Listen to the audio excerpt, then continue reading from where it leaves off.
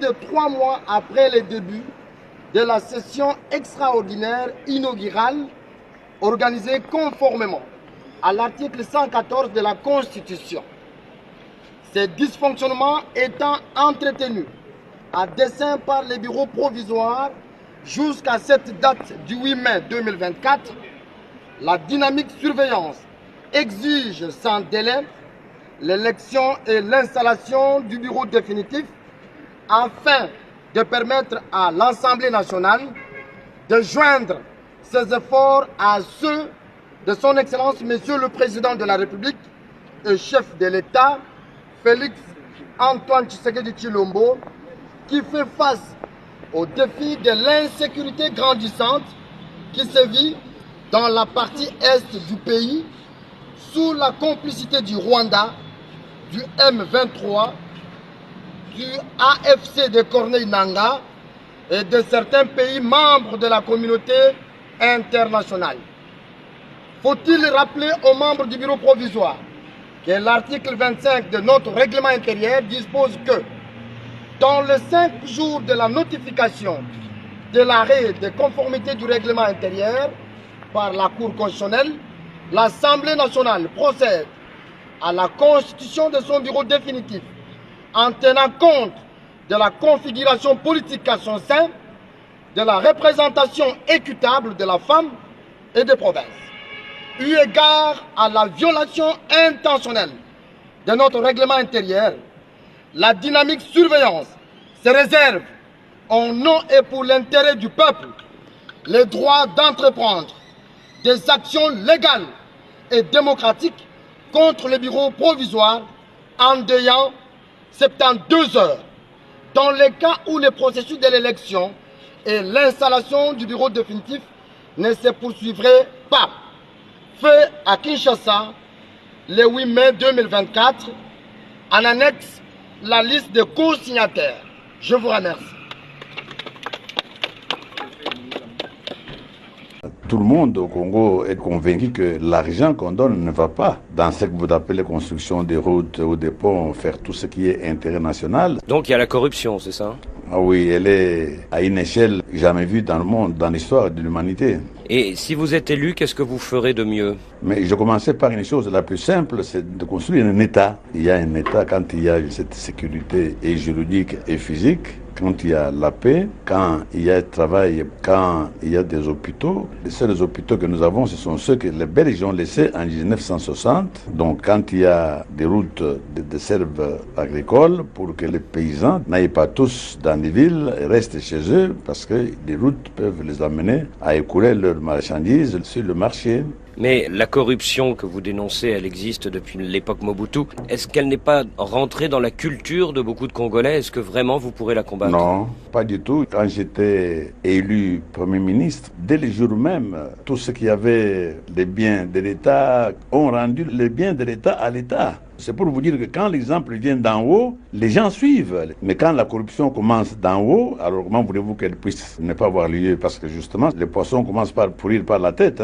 Alors ces derniers mois, il y a eu du grabuge au sein de l'UDPS. Vous avez même dû exclure plusieurs de vos camarades. Est-ce que le parti est toujours au bord de la scission après le congrès? Non, non, pas du tout. C'était une sorte de guerre de succession parce que tout le monde supposait que j'allais rentrer dans un cercueil et j'étais mort. Donc maintenant qu'ils m'ont vu en bonne santé rentrer et reprendre les choses en main, donc tout est rentré dans l'ordre, il n'y a aucun problème. Et vous pensez déjà à celui qui vous succédera dans quelques années? Non, ça, la démocratie s'en occupera.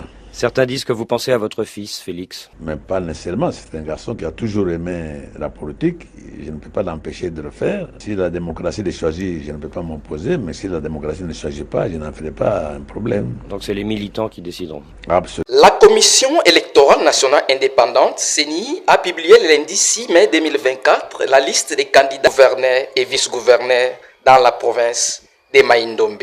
Immédiatement, les réactions fusent partout. Après celle du secrétaire général adjoint de l'UDPS, Mme Gisèle Boissy-Moupa, à son tour, les grands notables de Mai-Ndombe, Achille Mavoura, cadre de l'Union pour la démocratie et le progrès social, n'a pas manqué à inviter tous les députés provinciaux de voter massivement les tickets à POSSEM UDPS, car, selon lui, avec les candidats vice-gouverneurs, Trésor Forongoke, Mai-Ndombe sera désenclavée.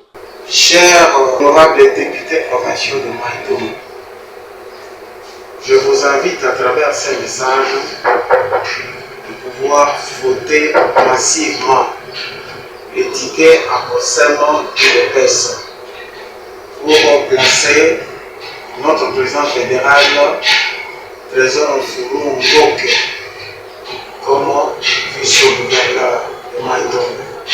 Si nous voulons bien que Maïdoum soit bien géré cette fois-ci. Parce que vous savez très bien, depuis que le gouvernement Maïdoum existe, elle a toujours été gérée par la procuration.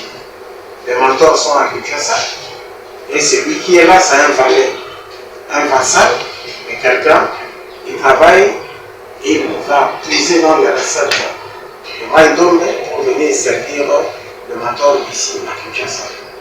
Et si nous voulons bien que le Maïdoum puisse se développer, puisse se désenclaver, nous devons être derrière le candidat gouverneur présenté par Abossem et M.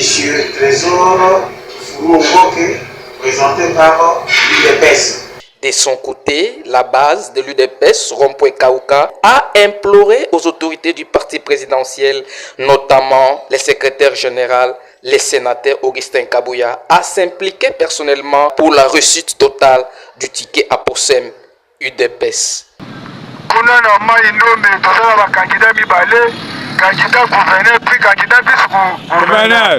Candidat vice-gouverneur, c'est UDPS. Comme c'est Trésor Nfulou, le tout-puissant.